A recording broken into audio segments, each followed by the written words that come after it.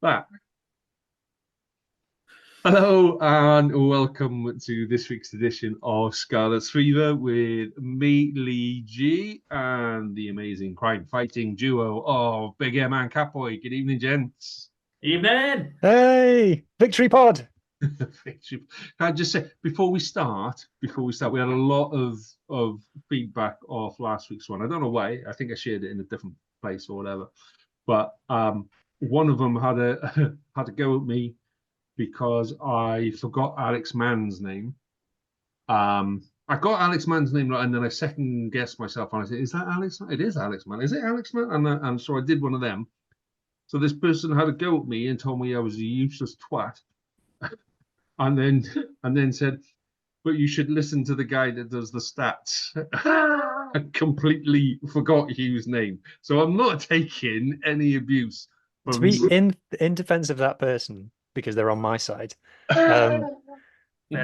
don't actually say my name during the show. It's just Catboy. Catboy. Well, they should have called Well, you they could have Catboy called me then. Catboy, I suppose. All right. Well, Call it a yeah, draw. I think Lee's the only one who gets his name said. Well, you're Big M, you're Catboy, I'm Lee G. That's the way it works, gents. And then when I ask you stuff, I say, Martin, what's your stuff? And when I ask I you, don't know what that is. I call you Catboy. So anyway, it was a lot of good feedback from last week. But we've got a ton of stuff to get through, gents. So let's crack on. Let's start with women's rugby that slap ourselves around the head. We forgot to do last week. Over to you guys because I haven't seen any of it yet. I've still got it on record, and yeah. Anyway, carry on. So night player, you don't need to record it. You're fine. No, It was on BBC. He gets his cassette. He gets his what they call VHS. VHS. Puts it on, rewinds it. The abuse I get off here. So yeah, go on. So Scotland last week and Italy the week before. Was Italy? Oh fuck! I'm doing it again. I'm going to shut up. Yeah, go on. Yeah, Scotland. just shut up. So obviously this weekend just gone, as in the last few days, Lee, was the first round of the Women's Six Nations, and Scotland came down to what looked like a decent crowd in the Arms Park, and 6,000, I think it was. They said on telly. There we go. It's decent, it's more than what Cardiff used to get, I should say. But no, Scotland came down and they just went right off it from the start.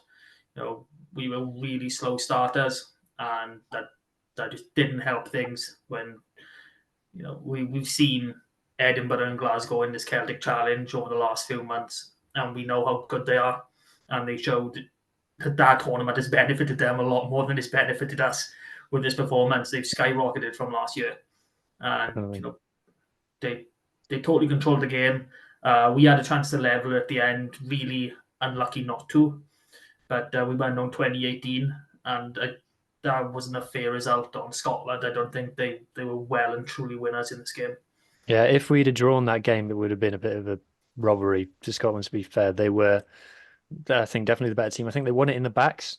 I think Wales' strong suit is the pack, and particularly the front row is excellent for Wales with Cecilia and Pearson things. But there's no real pace in our back line, and Scotland were really clinical. So Scotland didn't it wasn't like Globetrotters, barbarians type rugby, but they took their chances and they executed line breaks, and it was very clinical, professional performance from them. To be fair, their captain, Rachel Malcolm, is unbelievable captain. She's so cool, calm and collected, and she's just like, yeah, okay, all right, taking it all in her stride, not bothered, not flustered. It was a big result for them, a huge result. Their number 8 as well, Evie Gallagher, was excellent. I thought for Wales, Bethan Lewis was the standout player, top carrier, top tackler. Obviously, like I said, the strong suit for Wales is the back, and all of the forwards were good. It's just like a lot of Welsh teams really at the moment, a bit like the men's team as well, just lack of pace and detail in the back line to carve teams open. Unfortunately, the only time we look like scoring a try is when we get within 5 meters and give it to one of the props to try and drive over. But the scoreline kind of suggests it was a closer game than it was, as Mark said. But generally, I think I don't know, Matt, if you agree with this, the standard of the Women's Six Nations has taken a huge leap forwards for every team since last year. Like things like the kicking from hand, particular, I think has come on a massive step. That's what it feels like to me anyway. I think Italy didn't play well at all, but they were against the Red Roses, best team in the world. But I don't know, what do you reckon? Yeah, well, barring Wales, I would say that that's mostly true. I think a problem that we have had for a while is in our backs. Like last season, we saw it a lot. We don't seem to have that out and out top end pace. We do have a bit of it now with Jasmine Joyce coming back from the sevens, but one person on their own is not going to fix that problem. We do seem to have issues out wide. If we can defend that, we can defend narrow brilliantly. But at the moment they get to the 13 channel and they're on the 15 or they push you wider, we just struggle and we collapse massively. It's been an issue that's when we were in the WXV1 end of last year. It was something that the top end teams, they picked up on and they put us to the sword. And we've come into this season, Six Nations now, and Scotland are the first team to have picked up on it, and they've done exactly the same thing. Not quite in the same manner as the likes of New Zealand and England can do, but they still managed to do it. So I don't know where we go from here. I mean, obviously there is, stepping stones to pick ourselves back up, but we do have to move ourselves away from that forward-orientated game. We do need to develop our backs more, like you have already said. The forwards are our bread and butter. They do that really well. Scrum, line out, basic things that you want your forwards to do, and they're brilliant at it. But when we're delivering that front football, when we get in possession, we're getting some territory through them. There's just no bite in the back line at the minute, and there are the players there to do it. Each of them are more than capable. It's just something's not quite clicking at the minute. Hopefully, we see an improvement this coming week against England. Like obviously, at the start of the tournament, England would have been the one game that we'd be going right. You never say this in professional sport because that's the one game we're not winning. We know that we're quite a bit off England. So I'm hoping that we can use this to try and find that bit of bite, that bit of spark, and put in a good performance. Because, Christ, we know the third spot and qualification for the next World Cup was up for grabs. We're a step behind already after the first round, and this is not where we wanted to be. It's made a bit of a mockery of the fact that Six Nations teams don't all get into WXV1. Like Scotland being in WXV2, Ireland being in WXV3 is just ridiculous. Absolutely shouldn't be the case. The Six Nations team should all be probably in XV1, if not the top ones in XV2. Yeah, I mean, just purely because of the number of teams that are in each division, that's just not going to happen. I'm 100% that Ireland shouldn't have been in 3. Definitely in 2. If we say 3 in WXV1, 3 in WXV2, I think that would be a bit more of a fairer spread. I don't think, Scotland, Ireland, or us, even when we're all firing on form, top for game, are at that level where we can compete with the likes of England and New Zealand. Yeah, and France as well. Yeah. Yeah. Who? I've gone blank, Mark. What was the replacement Welsh scrum half? Something Jones. Sian Jones. She did what I now refer to as doing a cowdle, which is that's cruel. Kicking the ball away with the clock in the red. Ellis Bevan did one as well. Ellis Bevan did one as well up in Glasgow for Cardiff at the weekend. It's just obviously there's concentration and scrum halves in Wales obviously don't go together. So you need she to be fair, she should have had someone say to her, "Yeah, don't kick it," because she was shaping to kick it for ages, and everyone watching is going, "Don't kick it," but she did. So yeah, you could see by everyone standing around her, they were all positioned for the kick. Yeah, as if it was a planned. Okay, it was a planned exit, but clock's in the red. You're 2 points down. You don't kick it straight out. Even you probably don't kick to compete at that stage. You probably go through the forward. Don't kick to compete unless you've got a really good chance of getting it. Yeah, that's what I mean. You needed to punch a few more holes because I think Yeah. what was it, 1 or 2 phases from the Well, actual. Scotland were panicking at the time because they're like, how are we in with a shout of losing this game because we've been miles the better team. But yeah, I think the fact that we nearly drew it shows how good our pack is, to be honest. Yeah, they are immense, and we've got plenty of backups. That's the main thing. We've got women who weren't in this, 15 or 23 that can quite easily step in and not a single drop in standards. It's good to see that we got some forwards somewhere in Wales. Yeah, Alex Callender had a very good game as well. She's a Sunday player, so happy to see that. Natalia John too. So, expectations then against England this week? I mean, is there anything other than just pride that we can take out of the England game? If you're talking pound for pound, Red Roses are probably the best sports team in the world in terms of the gap between them and the rest. I know they didn't win the World Cup because of Ben Whitehouse. England, in any sport, love bottling a final. I think they bottled like 6 finals in 12 months across multiple sports, both men's and women's.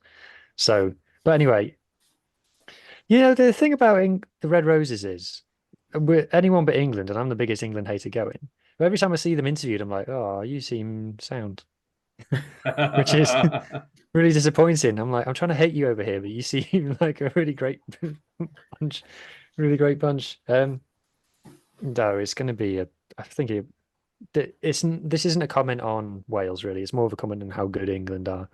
I think it's going to be a tough watch. You can't argue with that looking at where things are. I'd like to think that we can go out and target at least 1 bonus point. I think the hope will be we can somehow get 2. I don't think we can. I think we could probably do well to get 4 tries out of them. And I think we are capable. But that's just where the difference is with this England team. Okay, so Martin, we are nearing the sexy end of the season in the community game. Yeah. All yours, my friend. Take it how away. much did Drovers win by this week? Bit of the pod. They didn't play. They didn't play. Do you not follow? Oh, I did. I do. I know. But you can start with Thursday night. S4C is going to be a pretty tasty game. Yeah. And I'm really happy that a Thursday night game is actually back on TV. The last couple, Cardiff Swansea weren't on there. It's just he wants to watch that anyway. Night. Oh, come on. You've got to broadcast the Welsh Premiership in some way, and you can't always have the Drovers or Quins on. It's just not fair on everyone else, you know what I mean? But no, let's crack it off. Let's start up in the Premiership. So, like we said, Llandovery didn't play this week. Carmarthen Quins did. They were away in Merthyr. They had a good number of our boys in with them again. So Sam O'Connor, Lewis Morgan, Archie Hughes, Charlie Titcombe, Gabriel MacDonald, Iestyn Gwilliam all started, and there was Iestyn Wood and Lucas Sataro on the bench. And this game, it's got to have been one to really, really enjoy watching live because it was back and forth constantly, ping pong, leads changing hand, every couple of minutes. It seemed like the game ended to Merthyr, which was really disappointing for the Quins. It was. I don't know if it was the last. The sound cut when you said the score there. It was the what to Merthyr? It was 36-34 to Merthyr. Oh.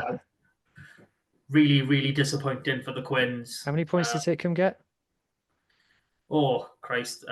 Keep talking, I'll check. Probably 10, I would have thought, maybe. But no, again, it's disappointing for the Quins because they came so close. I think it was literally the last play of the game that Merthyr scored and then got the conversion. If it wasn't the last play, it was, maybe a kick-off and clear out. Bastards. Flash score for whom I use these things. Don't name the Quins, no. The Quins players. It just says try and conversion. It names all the Merthyr players. There's a fix here. What's going on here? If you go on the Quins website and you click on the report for the game, it shows all the Merthyr scorers, but none of the Quins. What's going on here? It's something going on. No, Merthyr always post the try scorers. Carmarthen don't for some reason all the time. It's Okay, really well, sporadic. in lieu of facts, I should say that Charlie Titcombe scored a hat trick and 10 drop goals. But you were right. It was is it? I'm going to guess Josh Lewis for Josh Merthyr? Lewis, yeah. Scored a try in the 79th and converted it himself in the 80th, and then that was the game. Yeah, former one of ours, so not the best. So on to this week now in the Premiership. Llandovery are back in action. They are on Thursday night. They're down in Newport. It's live on S4C, and that's going to be a titanic clash. I think was it first v second as it stands? Yeah, first v second, both on 90 points. At Newport as well. Yeah, it's going to be a tough one, but full both confidence. On 90 points. Newport played a game more, so Drover's got game in hand. Yeah. So full confidence for the Drovers to do it, but they haven't played for a couple of weeks, so what a game that is going to be! I can't wait. It is. It's going to be titanic. Okay, so other Scarlets boys that were on show this week in the Championship West, we had Hardy Fuller with Newcastle Emlyn, Ollie Claus with Ammanford, Alfie Evans-Fetchy with Crymych, and we had a couple of our under-18s on show for Tumble in Harry Thomas and Jack Moon. So I know it was Jack's debut. I'm not 100% sure on Harry. But, under 18 boys getting the senior debut towards the end of the season. It's always nice to see. I particularly enjoy it. So on to the actual results now. Ammanford won 30-28 against Tartar Steel. That was a game that, Ammanford really should have put to bed early on. But Tartar fought back into it. And they almost picked up a win. Tartar haven't won in God knows how long. So credit to them for actually stepping up. Llangennech won 27-21 away to Bonamine. Bonamine needed that. They needed to put in a performance. After losing to Newcastle Emlyn, they needed to show that they still deserve to be in that top four. And they didn't get a win, but they ran Llangennech all the way. In the next game, nice local derby, Crymych playing Newcastle Emlyn. And this did not go the way I expected. Crymych 35, Newcastle Emlyn 13. Really hard one to take for a newly founded Newcastle Emlyn fan, especially considering we won the reverse fixture not too long ago. Big game out, yeah. That's how it goes. But all is not lost. Promotion is still very much on the cards. So on to this week. Newcastle Emlyn are at home to Trebanos, and a big one. Narberth are travelling to Brecon. And, I'll talk about Narberth's game this week in a little bit. But in terms of the league, it's still not 100% decided who's finishing top, who's finishing second, who's finishing third. So that is going to be a titanic clash with Brecon. Brecon against Narberth. Down into 1 West, Aberystwyth won 36-15 at home to Whitland. Gosaina beat Kidwelly 50-28. Llanelli Wanderers won 72-5 at home to Hendy. Wellinville won 45-16 away to Pencloud. Barryport went down 19-12 away to One Island. Bit of a bad time to lose to a mid-table team for Barryport. If they wanted to push on with their promotion hopes, it has taken a bit of a dent, but just is what it is at the minute. Fixtures for this week: Kidwelly are at home to Aberystwyth on the Friday night. Wellinville travel to Hendy, and Llanelli Wanderers travel to Whitland. And this is an important game on both ends of the spectrum, I should say. Llanelli Wanderers, another bonus point win. It won't quite get them promotion, but it will more or less guarantee it. And if Whitland don't pick up any points, then they've only got 1 game left, and they're going to need to win it to have any chance of staying up. So I don't know who to support in that end. I've coached with the Wanderers age grade, but I don't want to see Whitland go down either. I'd rather see one of the teams from over east go down. So into 1 West Central now. Brynaman 7, Kenvigill 27. Brynaman can't buy a win at the minute. That keeps them rooted to the bottom. And Kenvigill got promoted with that win. So I guess one team was really happy in that one. On to this week, Brynaman at home again, this time against Glenheath. And should Gleneath win with a bonus point, they will be promoted. So Brynaman looks to be a very happy place for teams to get promoted this season. Into 2 West now. Massive wins in terms of promotion. Carmarthen Athletic 30, Loughor 22. 8 points, no bonus points. Brilliant for Tenby. That's a massive kick in the right direction. Fishguard won 33-19 at home to Nancaredig. Milford lost 32-8 in Lampeter. St Clair's won 26-0 away to Mumbles, and St Clair's, by virtue of games won, they are promoted. Locher can match them on points, but they can't match them on games won, so they are technically promoted. Tenby won 64-19 at home to Ponteberem. To Croyce against Sam United was postponed. On to this week now. So Carmarthen Athletic at home to Croyce, Fishguard at home to Mumbles, Lampeter at home to Am United, Milford at home to Nancaredig, and another big one, Tenby at home to Loughor. And as big as it was, Loughor losing this week, so Tenby get a bit of a foothold.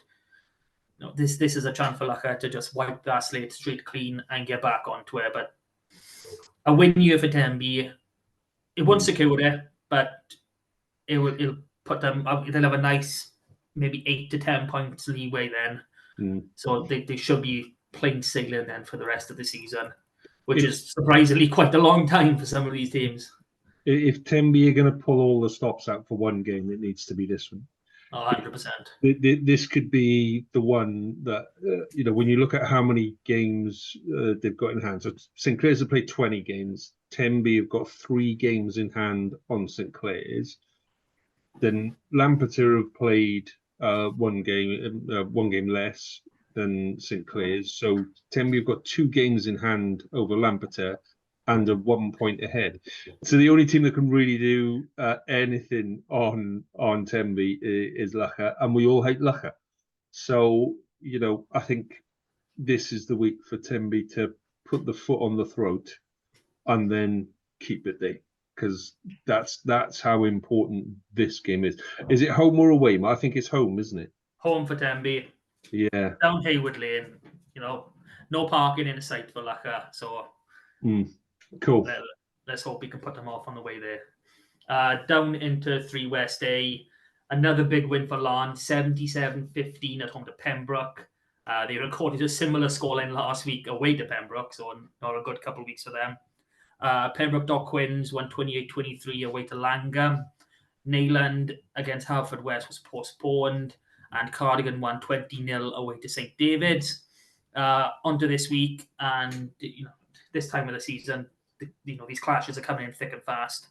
We know with 3 West A, it's the top 4 who are fighting for the championship, and it could literally go to any one of them at this stage. So there's Aberaeron, Larne, Cardigan, and Haverfordwest all fighting for that one promotion spot. And the first game up we got is Aberaeron at home to Larne. So I can't emphasize how important these games are in terms of everybody's season. So win or loss either way is going to be big for both these sides. The other game in 3 West A, we got Pembroke at home to Cardigan. So again, Cardigan, they need a nice big win. On to 3 West B now. So just before you move on, Mark, I just want to say in 3 West, or 3 West A, with that win on the weekend, Pembroke Dock Quins went ahead of Pembroke. So when we talk about the community game and how important it is, obviously being associated with both clubs, Quins going ahead of Pembroke it's earth shaking down this part of the world. It's Pembroke were Division 1, all singing, all dancing 2 seasons ago, and are now below the Quins and are just above Langham and Llanybother.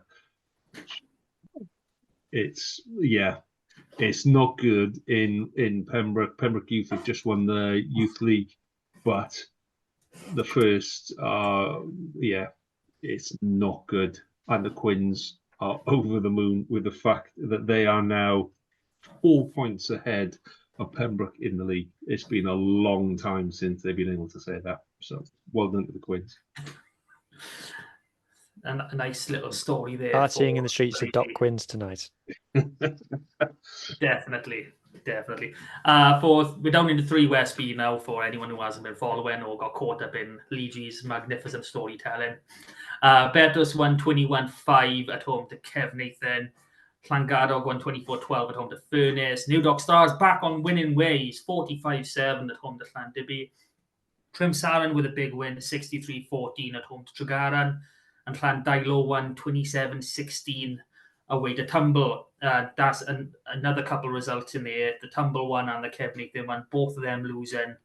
You know, they're both in the title and promotion hunt, but Bertus have got an extra step on them now, so it's going to be hard for either of them to catch up. Still possible, still a few games left, but you know, all money's on Bertus at the minute. Games for this week, we got on Thursday night, Bertus are at home to Llandailo. Then on to the weekend, we got Cefneithin at home to Llandybie, Furness at home to Binia, and Trimsaran travel to Llangadog. Into 5 West Central now, and Pennebank just lost out 26-22 away to Cwmturch. Pontiates with a massive 64-29 win over Panderfynon. Games this week, Pennebank travel to Fall Bay, and Panderfynon will hopefully pick up the first league win of the season when they face Cwmgrach, who are the one team that's above them. So we got the bottom 2 in action in Panderfynon against Cwmgrach, 11th against 10th. And just in the other game, Fall Bay Pennebank, we got 9th against 8th. So it's really a battle of the bottom 4 for us this coming weekend. Onto the cup fixtures from last week. Narberth Championship Cup semi-final. Arden lost a game all season. 21-26 lost to Ystrad. Really disappointing. Ystrad run up all their points, you know, pretty early on. I think Narberth was still nilled at half time. Good on them. They came back into it, but it a little too late for them, and that is kind of the end of the season was as far as the cup goes, which is disappointing. You know, I had a really good day planned on April the 7th. I had Wanderers in the Division 1 Cup.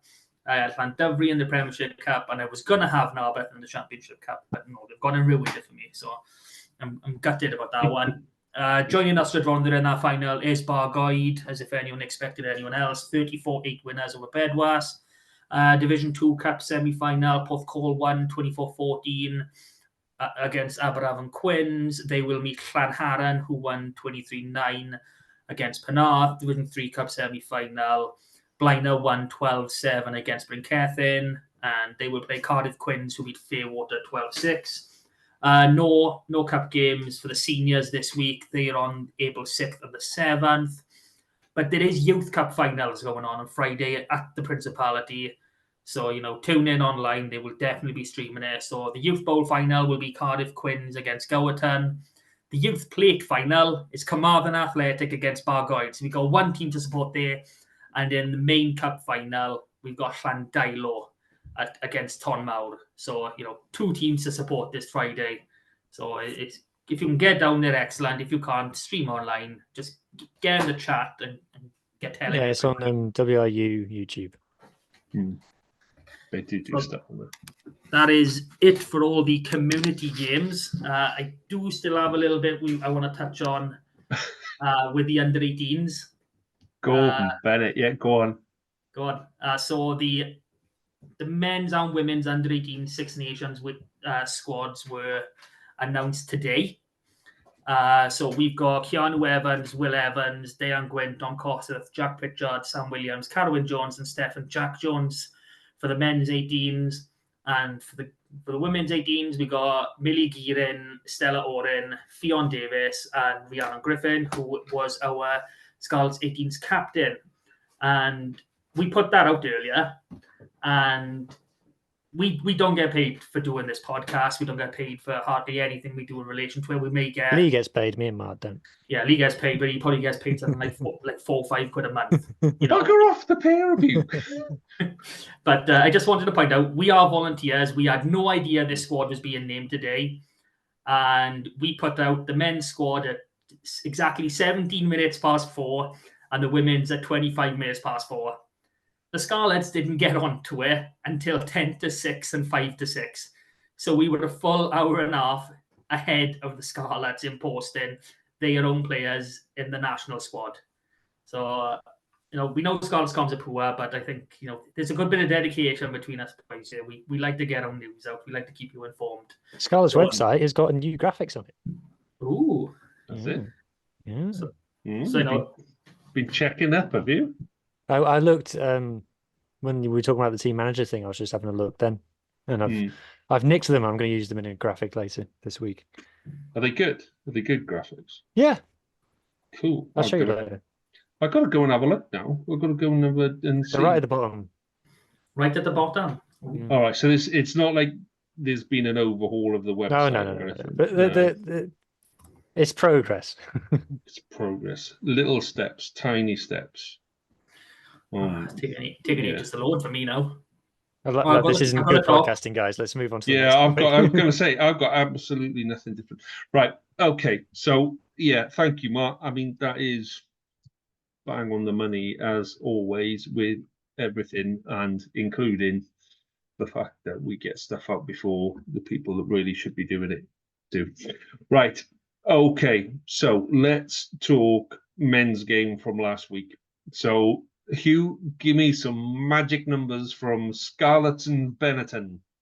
My magic numbers are Scarlets 16, Benetton 13. Yay! So I was gutted because every week on Rap I predict Scarlets by 1. No matter who we're playing, I predict Scarlets by 1. Scarlets to win by 1. And this week I was getting to the last couple of minutes and I was like, if we score a try now, if this goes over, Scarlets by 1. I was thinking, and then we did, and it was right on the touchline. I'm thinking, this is fantastic. Scarlets by 1. Yes, here we go. And then I saw the kick start, and I thought, that's nowhere near Scarlets by 1. And then it went over. I thought, bastard. I've never been so disappointed to see a conversion go over, our lead extended, and I'm like, Jamie actually predicted Scarlets by 3. I'm like, by crying out loud. The only week where I get it close and Jamie gets it closer. What did you make of the game, guys? What did you make of it? Martin. Should I see what the people thought first? Go on then, let's do 3 words, go on. All right. So 3-word thoughts, starting with Facebook, where all the Scarlets fans are. Helen Young says, well done, boys. Hugh Williams says, overall pretty pathetic. Fuck you, Hugh Williams. I mean, okay. Ian Rusinek says, finally a win. Mm-hmm. Bill Breakspear says, that's much better. Alison Edwards says, about times 2. Gordon Ellis says, wow, gutsy. Right, we've had people go over. We've never had people only come up with 2 words before. Maybe he's borrowing from earlier in the season. He might have done 4 or 5 words earlier in the season. So okay. He's balancing his account. Yeah. Mark Thomas says, never in doubt. Brian Hadley says, need line breakers. Guys, we won a game. Cheer up. No, William R. John says, better to come. Like it. Paul Davis, hard fought win. There's loads of these. Andrew Goff, I'm in shock. Keir Hire, improved second half. Wayne Willim. Alex Bloody Craig, more on him later. Yeah. Alf F's, at long last. Jaden Luckett says, pathetic. I assume he's not a Scarlets fan. No. That's why he's the only one that hasn't got a like. All the rest of them have got at least one like. Julie Cooper, MBE. Ooh. That's better, boys. David Reese. Not Reese David. David Reese. Happy night, boys. Mark, oh my God, he's got a long old name. Lucky bastards. Patty Race began to believe. And Sean Sheep says, finally some fight. I can't be bothered to read the Twitter ones after all that. Yeah, some of the Twitter ones were... Again, some of the Twitter ones, as always, are Ospreys fans who were just angry that we're trying to do something positive for the club, But what I was disappointed about, before we'll talk about the game in a minute, but some of the fans' reaction to that game was completely off. I think their headset on, we need the more losses we have, the more people we can get rid of, and then miraculously, some of the best coaches and best managers in the world are going to come and say, "Oh, do you know what? I Scarlets, yeah, off I go." It's not going to happen, boys. We got to get behind the side, and Yeah. it wasn't amazing or singing or dancing, but like we said last week, yeah, that's what we want. We want to see all singing, all dancing, and everything's amazing and everything's fantastic. But you've got to start somewhere, and you've got to start building confidence. And if you've got to start building confidence by sneaking a last-minute win against Benetton, then that's where you start. Because do you know what? I thought the boys worked really hard for that win, and I think they'll take a lot of confidence out of it. Massively. More confidence than what the scoreline says they should. I think that'll be a turning point in where we are. Yeah. If you remember last season, our turning point was during the European Cup. It was a cheaters game in Italy. Yeah, weirdly. We got given a try, and Steph Evans put the ball down in front of the line, and then we got given another try where actually the pass was about 3 foot forward, and then but it didn't matter. We won, and things started to change. So, yeah, I just wanted to say, do you know what? Sometimes you just got to put your phone down and go, okay, I'm not going to say anything negative. I can't say anything positive, but I'm not going to say anything negative. So I'm just going to put my phone down. We tweeted when the team sheet came out. We said that's a good team, especially the pack. And people were like, "What are you on about?" Blah blah blah blah blah blah. And I had great joy quote tweeting those people after the final whistle. You could not let it the go. The Jose Mourinho one. So let's just learn not to question us in the future. Let's talk about the game then. Let's talk about Alex Craig and Teddy Leatherbarrow. I thought they were awesome.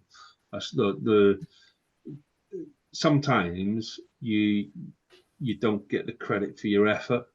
I thought the effort that Alex Craig put in, every single contact was 100% effort, and whether it was 6 inches after tackle or 2 foot after tackle, he was getting every single thing out of every single contact that he made. And yeah, I wasn't sure about him when he joined because he's got a fair bit of injury behind him, but wow, what a guy.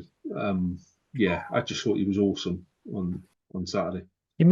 He did all the second row stuff, and people love when you post second row stats. People like to go, 30 meters from 19 carries. That's not very good. People look at second row stats. They make like 1 meter a carry, all second rows everywhere. Apart from like Tyburn and RG Snyman, they're like the only locks who make big meters from carries. Alex Craig's stats in this game were ridiculous. He made 10 passes and beat 9 defenders. A second row beat 9 defenders. They were making a statue of Duan van der Merwe when he beat 8 defenders a few weeks ago. Alex Craig beat 9. Ridiculous. One of them was a handoff that I've got to go back and find it because, when you shout sit down Ollie at the posted it, didn't he? Did he? It was just the best. It was a perfect handoff, and just the size of his hand going into the face and just sit down, son. Off you go. Disappear. I just thought it was perfect. What did we think of Leatherbarrow at 6? It worked, didn't it?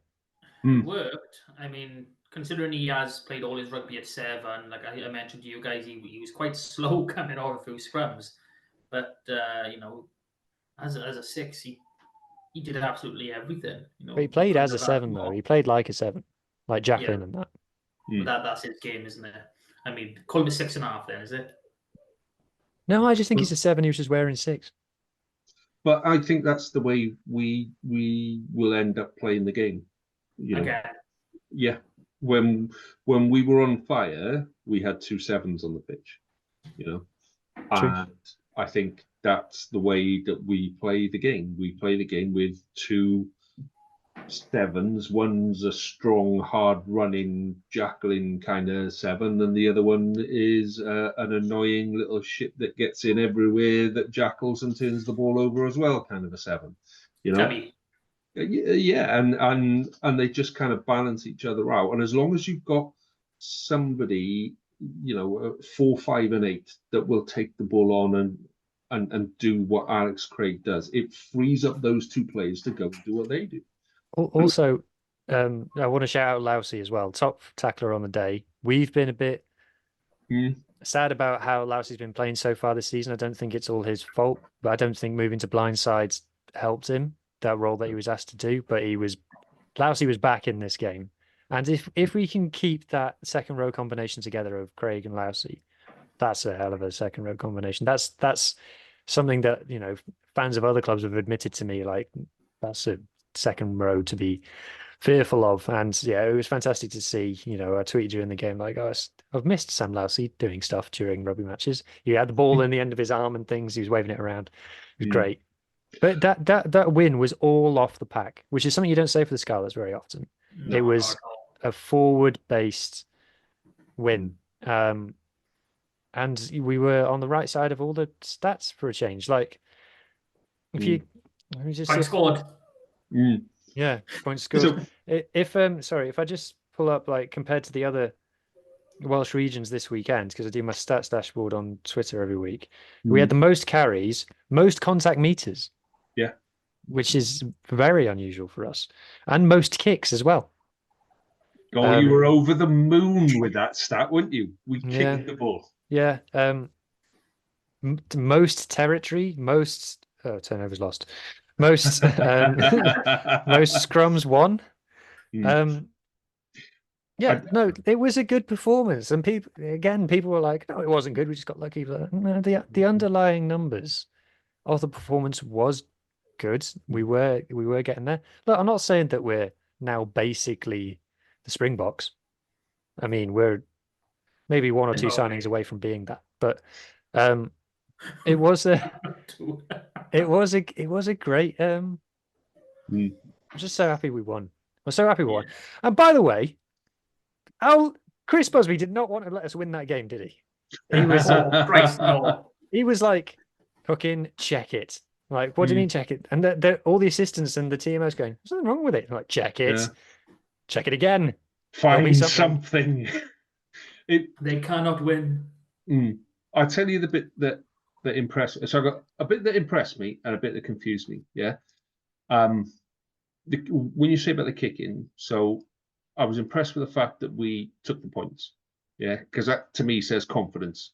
Because it was like, you know, okay, we're going to edge our way back into this. The reality is there was one missed tackle that put them ahead. And we've been saying the last couple of weeks, it's about, can we get our defence sorted? You know, can we get our defence sorted between now and the end of the season? And can we get it sorted for 80 minutes with everybody coming on and going off and all that kind of stuff? Can we do that? And that kicking for goal says to me that actually we got a bit more confidence now in the defence. You know, this is going to work, and this is how we're going to do it, and this is going to be okay. Costello's kick out of hand, yeah. So it came back over the halfway line. It was passed back over the halfway line, and then he hoofs it down into the 22, and it's a 5-yard line out to the. And the only shame on that is that it got passed back over the halfway line, so it's not a 50-22. I mean, what a beautiful kick. Just even as a forward, even as a number 8, you can sit there and you go, son. Oh, well done. Oh, you just got us 65 meters, and I did absolutely fuck all for that. Well and done, we're going to go and fuck the lineup up now. Yeah, I know. But it was, you know, it was a thing of people. The thing that confused when I see, me, sorry to interrupt you. When the lineup calls and I see Fafita do this, I'm like, this is going wrong. It was, but we disrupted a lot. I think a lot of the lineup stuff was to do with the wind, because you could see the ball would go in, and it would go like about 3 foot and then go at a right angle. And it was gone. And it was the same for both sides. So both sides really struggled in the line-out. But the bit that confused me was Fafita.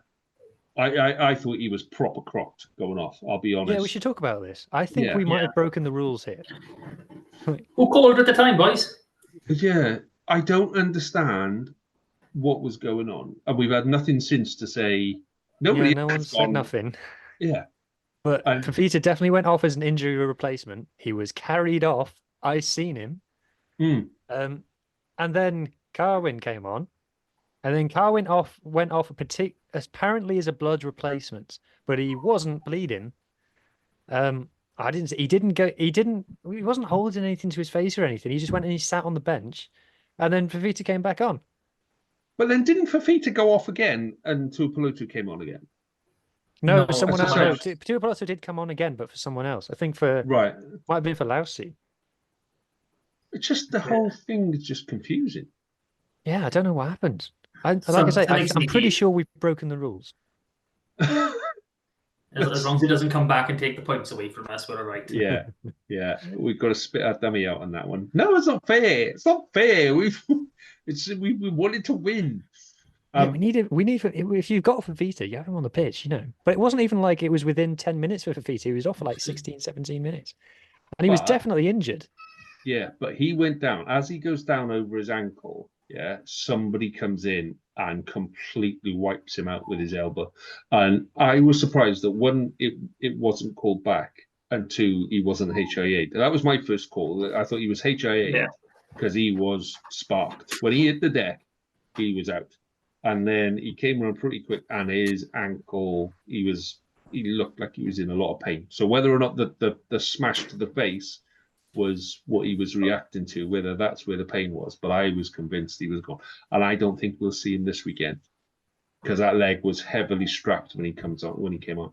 Yeah, he did this for Tonga though in the World Cup. He got injured in like the first 5 minutes of the first game for Tonga and then played on until he got red carded. So answer me this then.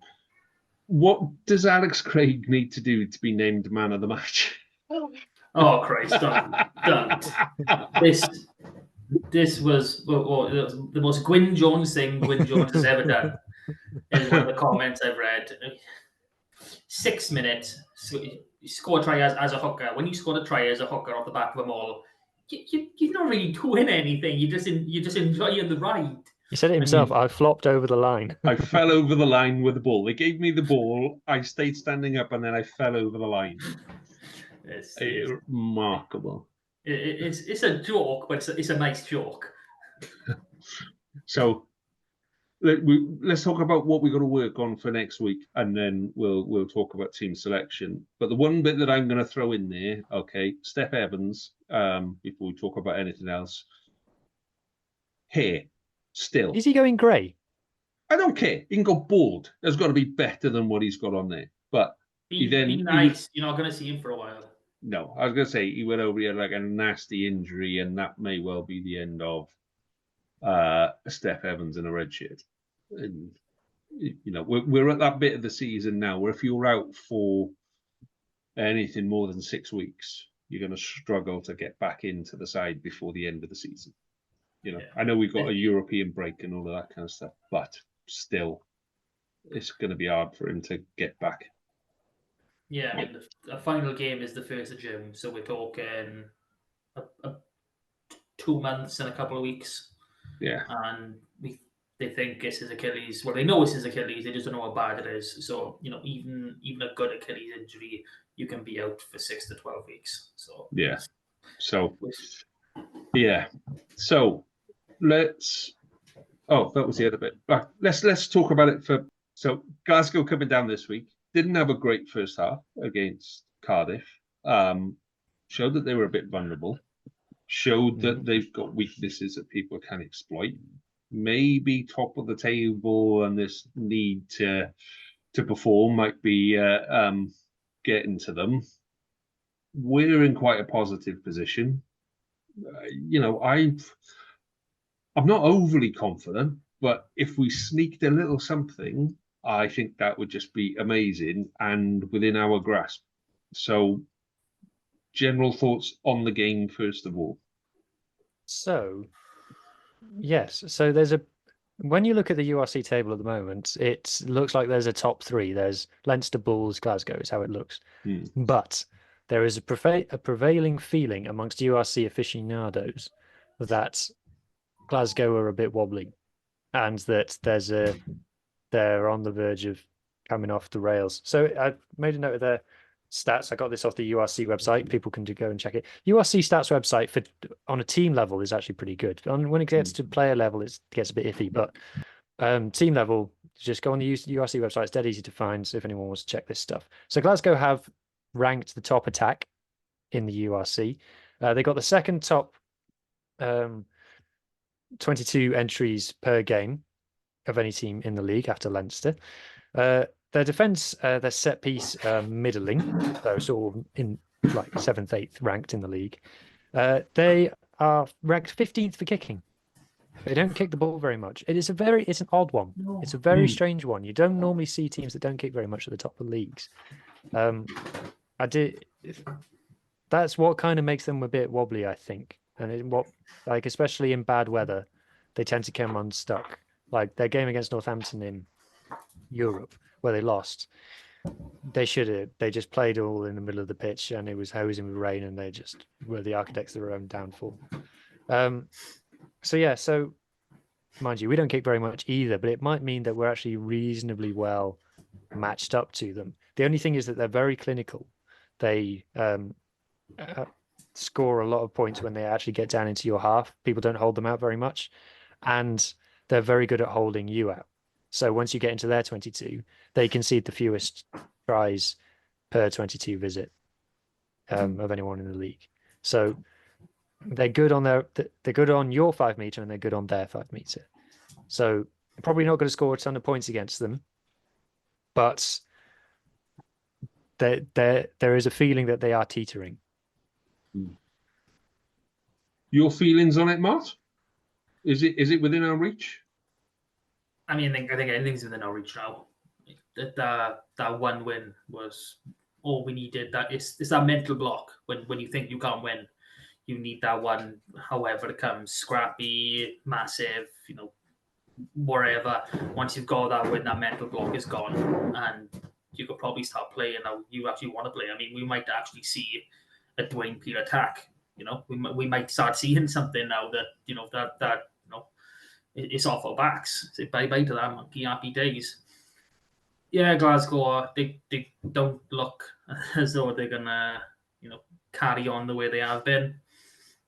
I mean, I think one thing we can take positive in is that the only other teams to beat Benetton this season are Leinster and Glasgow. So we're definitely up there based on that. But yeah, that's a good stat. I'm stealing that. Yeah. But no, especially coming down now to the park, I think we'll probably get a few more bums on seats after a win, and the crowd will probably be a bit more bouncier because the crowd hasn't been the best all season. Not against the fans, nothing like that. It's just when you're losing a lot, the atmosphere does dip a little bit. Hopefully, that will improve now. But yeah, I reckon we can do Glasgow. It's how I want to approach the match versus how we probably should approach it. Is where I'm stuck in my head. Where I'm thinking we've got a 2-week break now, so let's get our younger boys in. Give them Is it a 2-week break? I thought it was this weekend. This weekend. Yeah, this weekend, and then we got 2 weeks off because we're on Europe. Have you got an animal in the room with you? What the fuck? He's annoying as hell. So I chucked him out, but he started whinging. Which now he's back in. You can smell the sweets. That was the problem. So if anyone didn't hear the crackling sounds earlier, that was me opening a nice bag of Haribo twin snakes. And an animal tried to get them, so I had to kick him out. Okay. But no, now he's back and he's ripping up his bloody bed again. No surprises there. No, I firmly think we can do Glasgow. Happy days. Okay. So before we look at the team for this weekend, then, and before we pick our team, so we did our stats for our scores on the team, which I thought went quite well. So I think we'd do that again. especially since I only did half of them and then I disappeared. You done 2? Yeah. Well, I had gardening to do and You issues. suggested it. I know. And then I went, if I keep doing this, I'm going to be here all day. Anyway, talking about creating an atmosphere in the stadium, did you see, big fan of the guy, love the guy, thought he had a cracking game, Alex Craig playing the drums. I mean, I don't know if he was tired from all the running around or whatever, but oh my God, I have never seen anybody less interested. I don't know if he was scared by the drums or if he was, like I said, if he was tired or confused. Let's say he was tired. Very tired. It's just like you've seen it done in the past. So some of the boys are like, yeah, here we go, right, bang, bang, bang, bang. Come on, here we go. We're doing this one. And Alex is just like, so this is a drum, and I tap like this. Yes, very good, very good. I understand now. I see what you do. Yes, very good. Tap, tap, tap. Okay. Having put all that effort in the game, I said somebody needs to go. Come on, let's have a bit of oomph on this. Maybe it's because we're out of practice. That's what I'm putting it down to. We're a bit out of practice. I reckon he felt like a bit of a fraud. Swart was man of the match after all. No, I mean, going back to that video, something that surprised me. I haven't noticed it in the games. Well, probably because it's been so long that I actually looked at it. But they had loads of bottles of Bud and Diet Coke and pastries everywhere. They had a platter on. Yeah. I'm not against celebrating after a win, but this is our first win in a while. We should be keeping these boys, peak. Is that a victory platter? Has that been in the fridge since? I was going to say it would have gone off if it was there. Also, some of the boys who were looking to ban things were just banging the concrete wall. That would not have made a very loud sound. No, a slap. Yeah, they need to find. We need more drums in the stadium being banged by supporters, and then we need to just give them boys something to bang on in there. Just just bang on something wood or clap or something, because damn. Right, let's do front row for this week. Who are we hoping to see in the front row this week? So me and Mark discussed this a bit the other day. So for me, we've got 2 front row units. I think we've got Wynne and Wainwright, and probably Elias when fit, Swart when not, in one unit. And then we've got another unit which is O'Connor, Evans and Matthias. And one of those units is very mobile, very around the parky, and one of those is very scrummy. So the question is for me, just which one do you start? So I'll let Mark go first on that. Now, when you say scrummy, not like he's I mean, I don't think he's used to the terminology. Their USP is their scrummaging, whereas the other one, their USP is their around the park mobility. I like scrubby. Go on, Mark. Everyone has their own point of view, and like you said, we spoke about this yesterday. I think it was on Scoop. If you don't know Scoop Rugby, go have a listen. It's my first time actually chiming in. I quite enjoyed that. But it's literally how you see the game going. Your opposition, because we do have 2, completely different front rows that we can use. We have got the more mobile front rowers in Matthias, Evans, and O'Connor, like it was said. So it's a balancing act. It's whether or not you want to maybe chuck Wainwright in with there. Because I think that would only be the only option you can do is swap the 3s, because that's where the logic goes. You keep your 1 and 2 together. So the only option is to swap your 3. Can you maybe balance them out, get the scrummaging level and the mobility level a bit closer together? I mean, personally for me, until I know for sure that Wyn Jones is going to be here next season, I'm in the back of my mind thinking, okay, who's our next cab off the rank? We got Sam O'Connor playing for Carmarthen Quins, and thinking, I want that boy to play some bloody rugby here before he comes in and becomes a bloody regular bencher next season. But for this game, and if we are viewing it to win, as we probably should be, we gotta go, keep it solid up front. We know the type of team Glasgow are. We got to go for not Matthias. We got to go for Wyn Jones, Wainwright, and looking like Ryan Elias. He seems to be 100% back. Whether or not that's bench or start, obviously everyone's different coming back from injury. But I think we go for our best scrummaging front row to start the game. Yeah, I'd go with that. A big part of me is like, don't change your winning team, and God knows we changed the team enough as it is. But I think one of our things is we give up leads early. We let teams score early, and we give away penalties early that give teams opportunities. So for me, I'd say get the best scrummagers on to give us the best chance of competing early on in the game and bring the mobile unit off. Although, like South Africa have their best scrummagers on the bench. So I can see both sides. But I think just purely on where we are at the moment, where we need to improve our performance in the first quarter of games, I'd say get the best scrummagers on so that we don't give up soft territory. But I would say that mobile front row needs to come on maybe a bit sooner than, I say 55 to 60 minutes. 55, yeah. Yeah, that's where they need to be making an appearance so that they can do some damage. There's no point bringing them on with 5 minutes ago. Well, that's the other thing. We didn't talk about it in the game review. Peel's use of the bench all season has been pretty not amazing. He kind of leaving it, either not making substitutions or leaving it too late to make substitutions. And we'll talk about it more when we get further on in the team. But there were some changes that we were asking to be made a lot sooner than they were. So, but anyway, so are we agreeing then? Jones, Elias if fit, and Wainwright. Yeah, just that, and then the other three to come on. Okay, second row. Any advances on Lousy and Craig? No. Okay, moving on. Back row. Hang on. Who do we have on the bench? Because that's an interesting dynamic now. It is an interesting dynamic. Morgan Jones and Jack Price are coming on together at the same rate. Well, if you see, Harley's going to be listening to this and rolling his eyes. I think the 6-2 split is the way forward for all rugby teams. Yeah. So you could go 2 second rows on the bench, but if you've got Fafita at number 8 anyway, and then if Plumtree's back is the interesting one. Because if you've got Lousy, Craig, Fafita, and Plumtree, there's 4 players there who can cover second row. So you don't necessarily need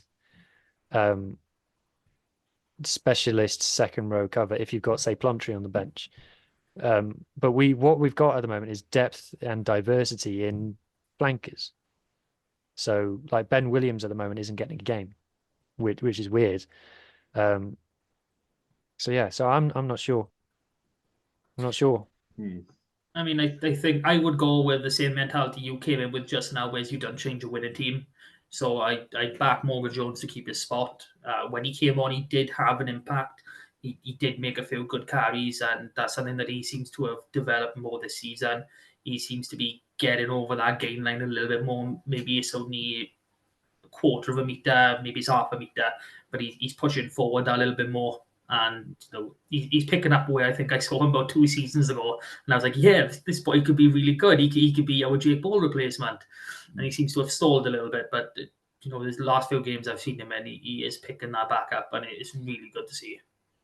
And he has shown it in the past. Like I say, in patches, he's shown that actually he's got a lot of potential. It's just stringing it together for 80 minutes and putting it in. And the thing with winning a game is now everybody wants to be in that team. Everybody wants to be part of that winning team. Everybody's willing to fight just a little bit more. Like I say, whereas before we had, a little bit of coverage here, there, and everywhere. Now, actually, there's decent coverage. There's players that have played a lot more. There's players that have gained the experience. There's more coverage there. There's people fighting for places. So, yeah, I'd be happy with either of them on the bench, Price or Morgan. So, easy. Back row. Now we get tasty. Now we get into the part of the team that actually decides who's the pretty boys on the pitch. So, are we going to say Fafita is fit or not? Fafita, yeah. He came back on. He's fit. See, I think he'll pull up. I think he'll be out. He's the kind of player who'll play even if he's injured, though. Yeah, and that's a bit that concerns me. Yeah, but we got that 2 week break. Like I said, I know it's not a real break; it's the European games, but we've got that nice big gap between the next game. So I think he wouldn't say. I think he's of that mold. He's like, I'm not telling them I'm bloody not feeling 100% because they won't play me, and I need to play. Okay, so Fafita at 8, do you have Tuipulotu ready to come on? No, No? no, I don't. Okay. Why I think not? I'd want Plumtree on my bench if he is fit and ready. Which the signs I've said, the news has said, all the media etc. is that Plumtree is back for this Glasgow game, and he comes in on the bench because we haven't seen much of him. But what we have seen of him, if he starts, he's going to injure himself again. Because he's just that type of player, and he will go full tilt, and I don't think his body could take a full 60, 65 minutes. Or carded. You need to be injured or carded. I agree. I think Plumtree off the bench is a hell of an option. And again, going back to units, you could, if you go for a 60 split, you can have that unit on the bench. I actually kind of think Dan Davis has been great in the last few weeks. I actually think there's an argument to say he might be he might be even better as an impact player than a starter. But I'm not sure. Yeah, I mean, because I'm kind of minded. I'm half minded to start Leatherbarrow and Williams and just let them go mad, and then bring Plumtree and Davis off the bench on 55 minutes.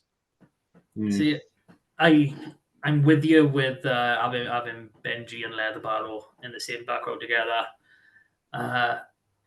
Dan Davis, his game has changed so much over the years from the first time we saw him, where he was that annoying little nuisance in every single rack, jackling for everything. Even if he weren't going to win it, he was there slowing ball down.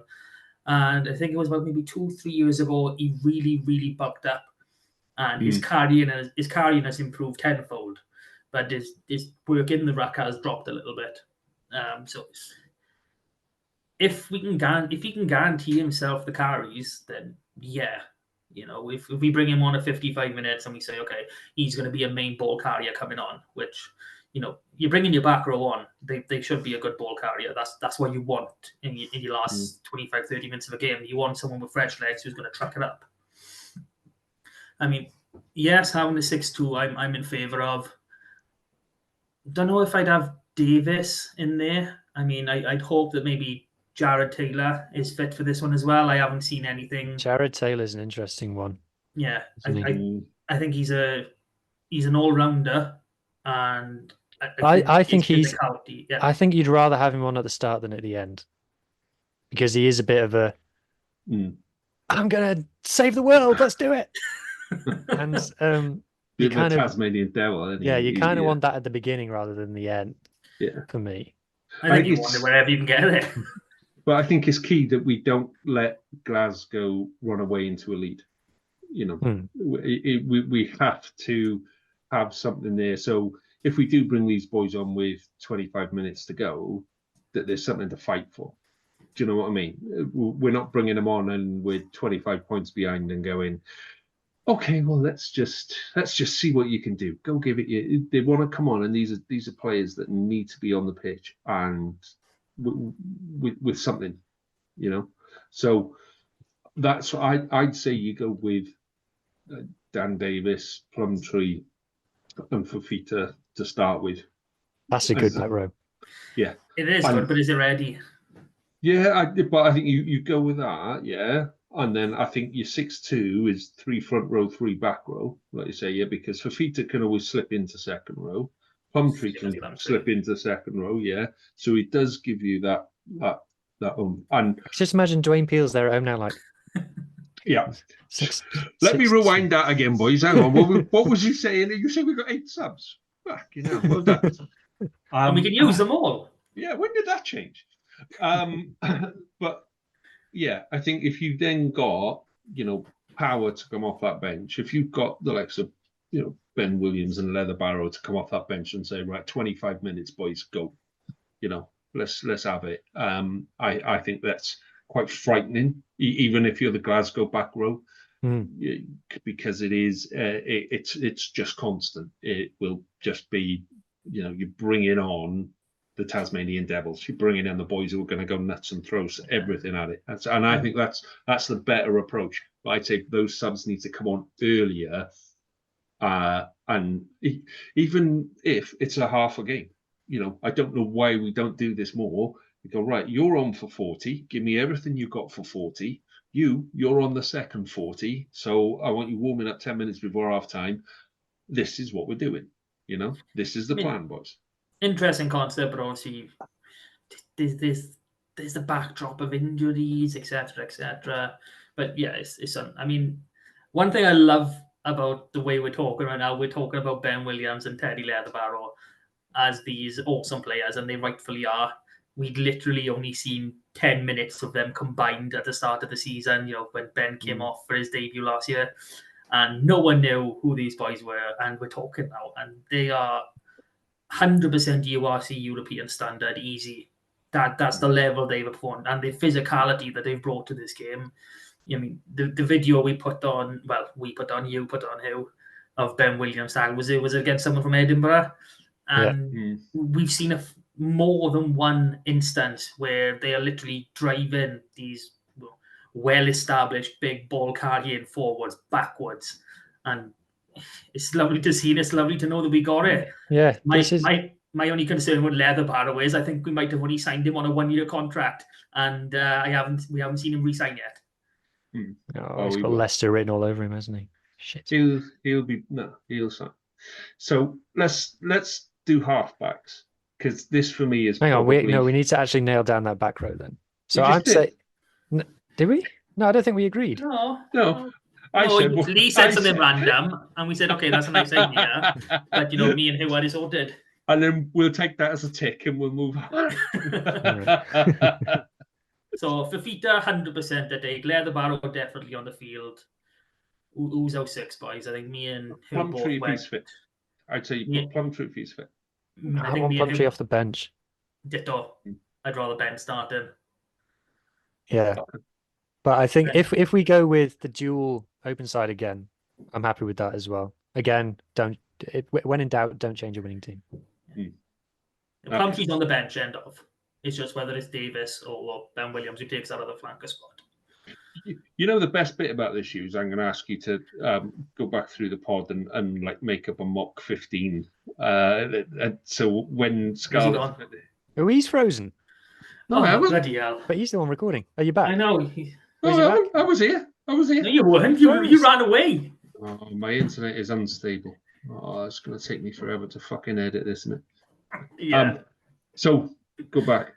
So the best bit about doing this shoot is that I'm going to ask you to put together our 15 and make it pretty and sexy. So when the Scarlets put their 15 out, we'll be able to compare it with ours, and everyone will go, "Ooh, I think I prefer the Fever Boys 15 to what we put out." So anyway, so half backs.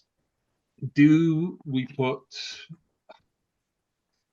Calder in the 15? Does he come off the bench? Do you start with Hardy? Do you bring in Milky Bar Kid? Which way round do we do it? Can I be controversial here? No.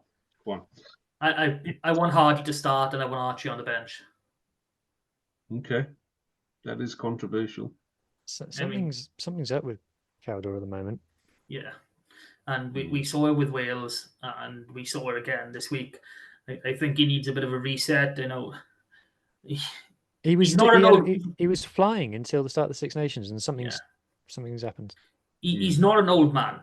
He's 33? So I mean, yeah, he might be old in rugby terms, as in coming towards the end of his career, but he's not an old man. But I think he's at the stage where he might need a bit of a breather. He's been constantly training, constantly playing for a good long while now. That maybe a game off and then the 2-week gap.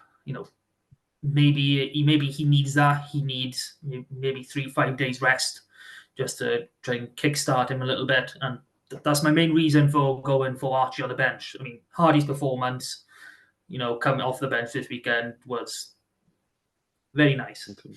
And even though he does have a habit of not starting games very well for us, I think he deserves a shot. And again, I want to see Archie in that 9 shirt. I really do. And every time he's put it on, he's performed admirably. So that's where I am in my head. And I think his extra bit of pace and that the fact that he's still an unknown, I think that adds to the benefit of having him.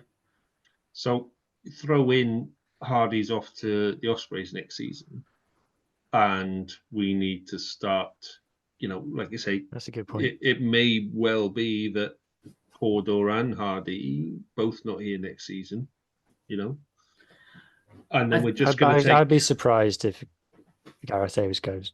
I'd be very surprised. Yeah, I think he's still under contract, so I can't see him going. So if he is there next season, that'll probably be his last year. And I think he's got Pro Day Do written all over him though in a couple of years' time. or Japan. But yeah, so Archie's going to play a much bigger part in next season. Do we need to start biting bullets at some point and go? That's a good point.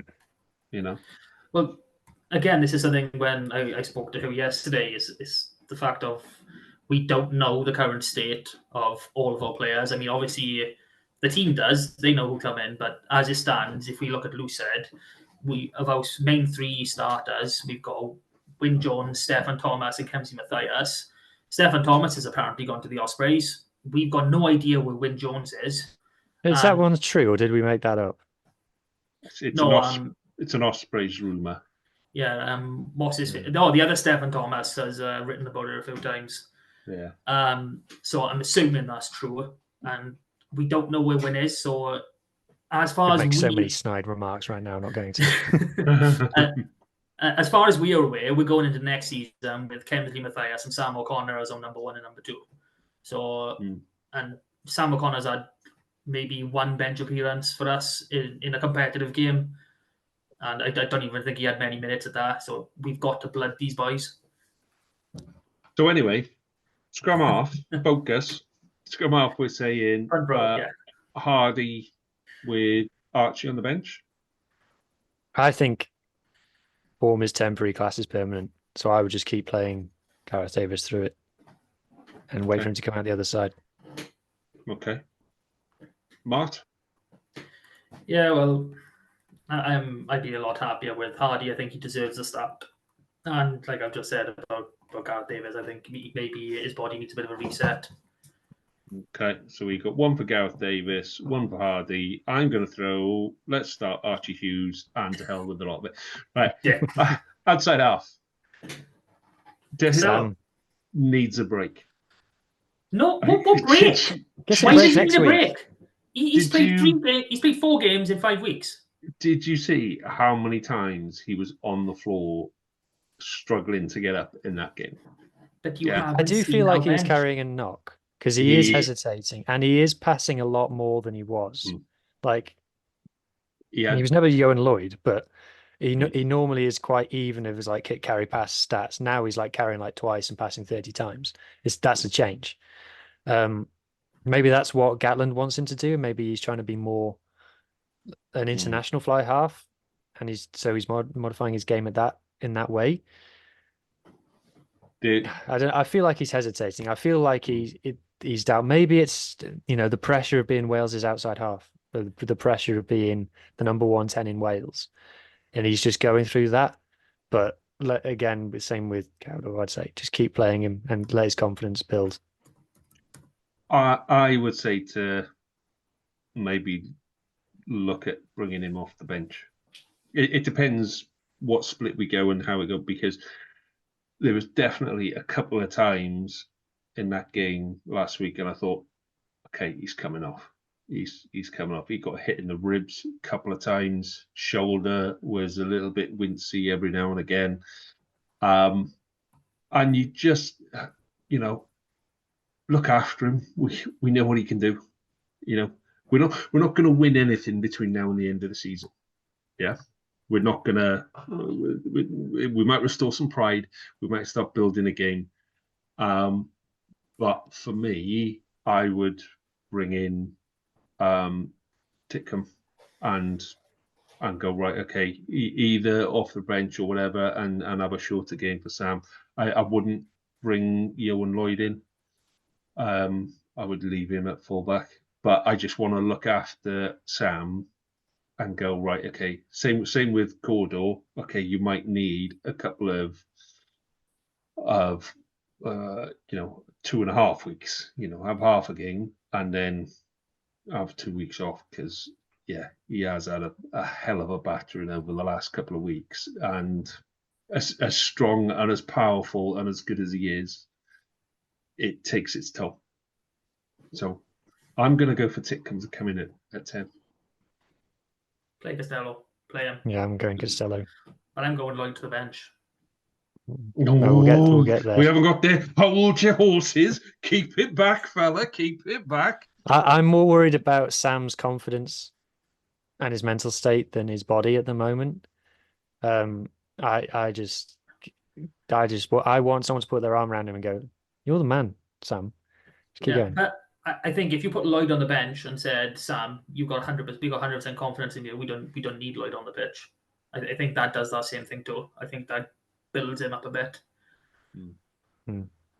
Okay, let's look at centres, because this was the bit where I thought, okay, we'll have a good chat about centres, and we're nearly at 2 hours already, boys.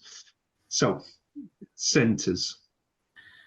I mean, do we need to say we don't know that Joe Roberts is fit? We don't think he is. So the only solution is Eddie James and John Williams at 12 and 13 respectively.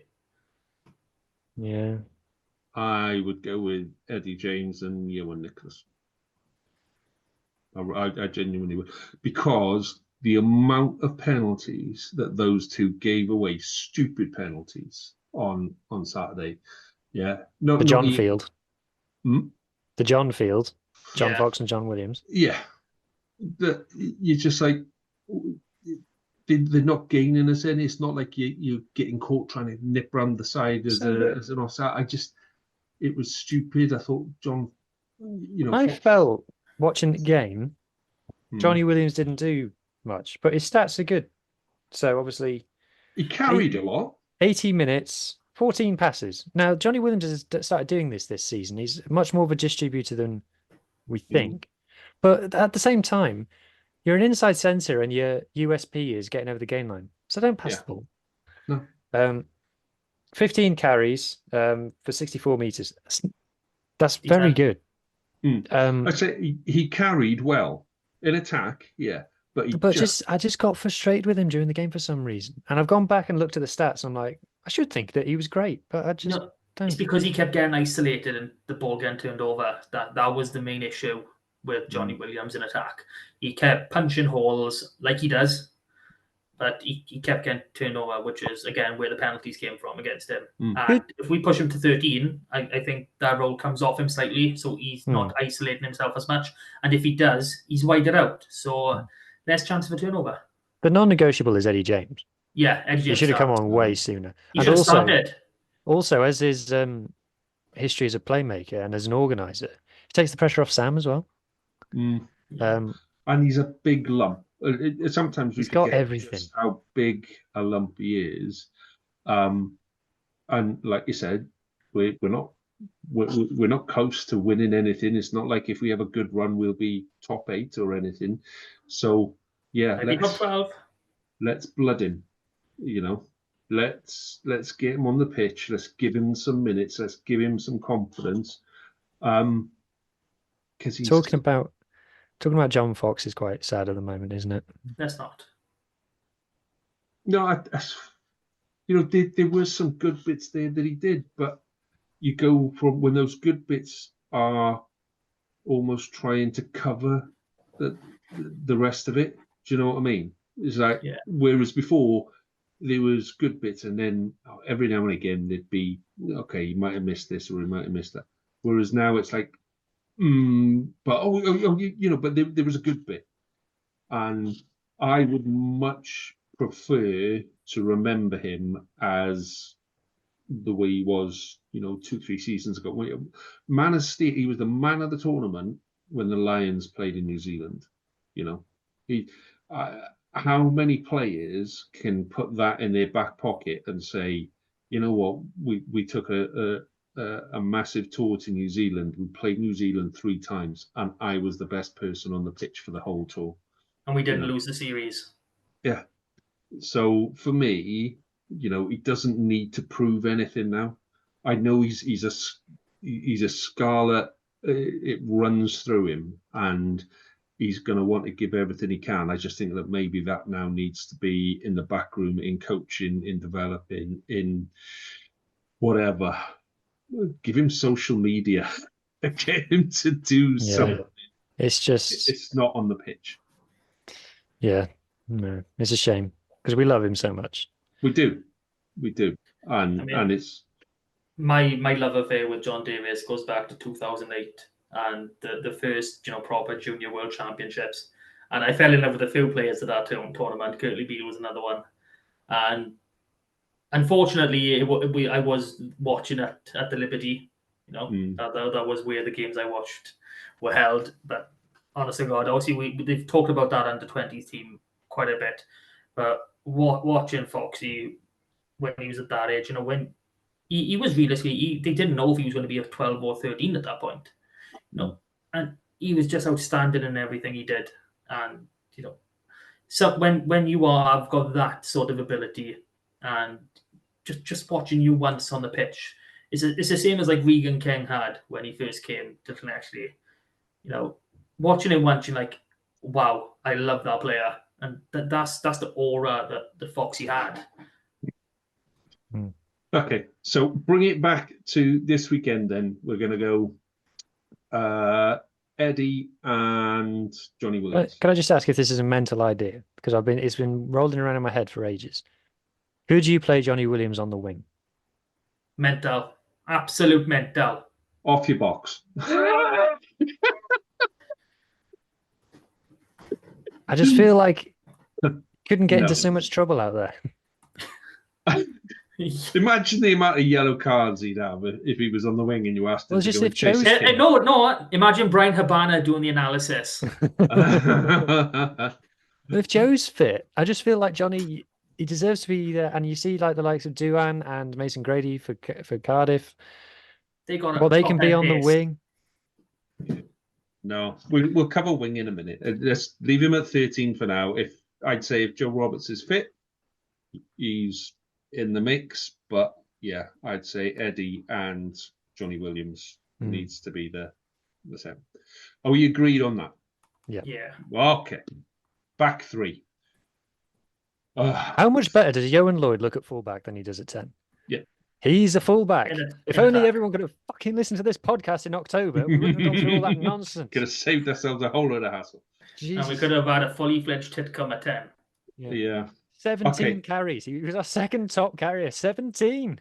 One missed tackle, though. Important. Also, he doesn't take the pressure off Sam as a second playmaker. He just goes, well, hey, even less rules now. Yeah. And just I can run around in circles. Look at this.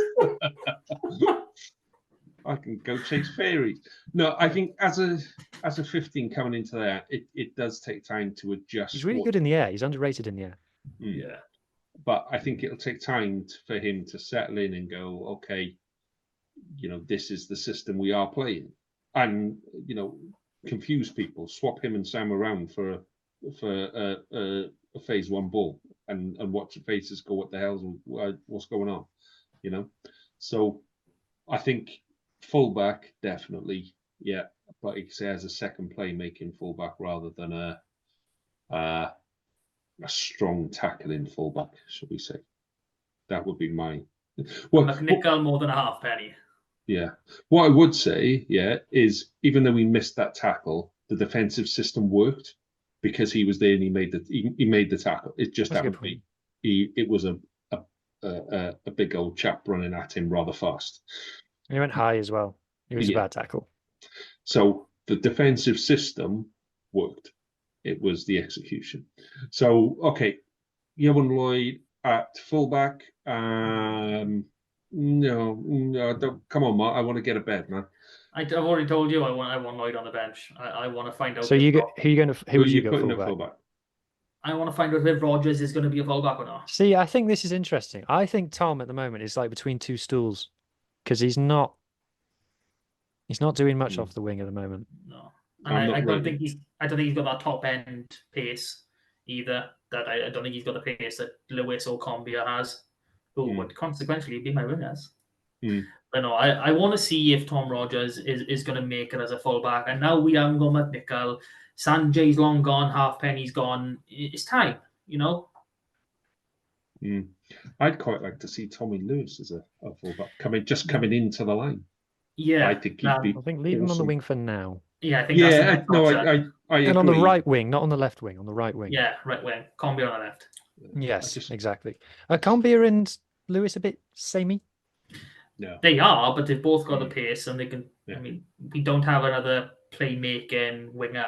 Steph Evans was our only real playmaking winger, so and we weren't really playing him that much anyway.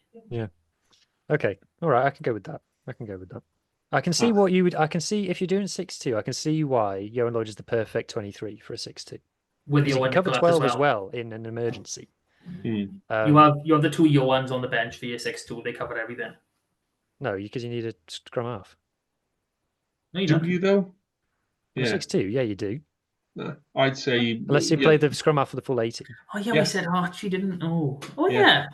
Oh, I don't know. I'm confused myself now. I wanted 9 subs. I think if there's back in the day, scrum halves used to play 80 minutes. Just play 85 in some cases. After Clerk played 80 minutes in the World Cup final. Exactly. So not having cover for a scrum half is Sam Costello can cover scrum half, as we know. You just need someone else. You've got at one point Steph Evans covered scrum half a couple of seasons ago. He's covered everything, though, hasn't he, except for 10. Yeah. Except himself in glory. He thinks he's a 10. That was nasty. That was unneeded. Okay, right. So that's it then. We're done. We have one thing left to do, gents. One thing left to do. Martin, you'll go first. Ready? Stop. Okay. I went quick. Okay. Yay. Yeah. Why did the Scarecrow get a promotion? Because he was outstanding in this field. Well done. Yeah, I think we've got that. That's a farmer joke. I'm sure. Why did he win the Nobel Prize? I've given that one. Right. It's too easy. Too easy. You ready? Stop. Okay. You went early too. Ooh. No, it doesn't matter when you say stop. Getting used to it. What do you call a member of the curling team who has insomnia? They are sleepless. That's poor. Even by my standards, that's poor. That's crap. Wow. Right. Predictions? Oh, crap. We did do predictions. Jesus Christ. Yeah, I reminded you. Scarlets by 2. I'm going 17-14 to the Scarlets. Go on, Mart. You go. Mart? Don't tell me you're freezing. So that's 21-17. Boys, I like that. It's been a long one.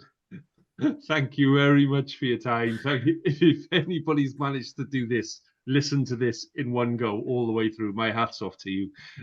Thank you very much for listening. It is greatly appreciated. You will find us in all of the usual places. You will find us on YouTube as well, where we are just 3 subscriptions away from the magic 200 figure, at which point I will release my Beyonce video. It's naked Beyonce video. It's not naked, Martin. In your dreams, it's naked, and that is the only place where it is naked, my friend. Gents, enjoy yourselves. Have a good one. Enjoy your rugby this week. I shall speak to you next week. All the best. Toodle pips. Bye-bye. Bye-bye.